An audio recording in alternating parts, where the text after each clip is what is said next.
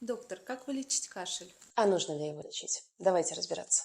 На самом деле кашель – это в большинстве случаев защитный рефлекс, который чаще всего мы наблюдаем при ОРВИ, который не позволяет как раз воспалительному процессу опуститься ниже. Перед тем, как определиться с тактикой, как нам помочь человеку в ситуации с кашлем, нам нужно определиться, из-за чего кашель. Часто мы наблюдаем ситуацию, когда на фоне насморка, простудного, есть рефлекторное подкашливание, иногда очень неприятное.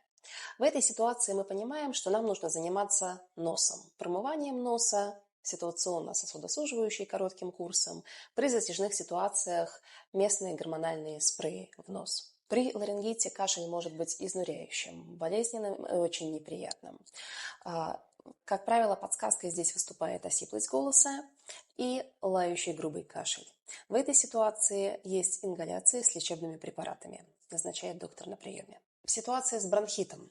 Вот это такая наиболее типичная ситуация, когда часто применяется на практике то, что лучше не применять. Есть обструктивный бронхит, это когда доктор при прослушивании легких слышит хрип, свист на выдохе. Здесь тоже есть ингаляции с лечебными препаратами, которые могут помочь в этой ситуации. И есть бронхит необструктивный. И частый вопрос, нужно ли в этой ситуации противокашлевые препараты, либо отхаркивающие. Противокашлевые препараты не рекомендованы в ситуации с ОРВИ, с простудой, потому что они могут создавать субстрат для осложнений. Противокашлевой препарат блокирует кашлевой рефлекс и не дает, грубо говоря, нашим дыхательным путям осуществлять свою защитную функцию. Муколитики. Муколитики оправданы в том случае, когда у человека уже очень большое количество сформированной мокроты, с которым ему сложно справиться. В такой ситуации мы действительно можем назначить отхаркивающий муколитический препарат в ситуации только если это не усугубляет кашель. Потому что у этих препаратов есть такое свойство. Они могут усугубить кашлевой рефлекс.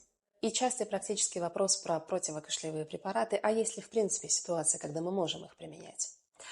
Ярким примером служит коклюш. Здесь другой механизм кашля, поскольку раздражается кашлевой центр в головном мозге токсином, который производит бактерия-возбудитель коклюша.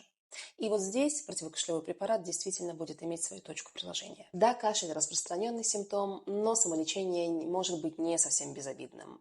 Поэтому лучшим решением будет обратиться к врачу, чтобы правильно понять причину кашля и правильно подобрать лечение.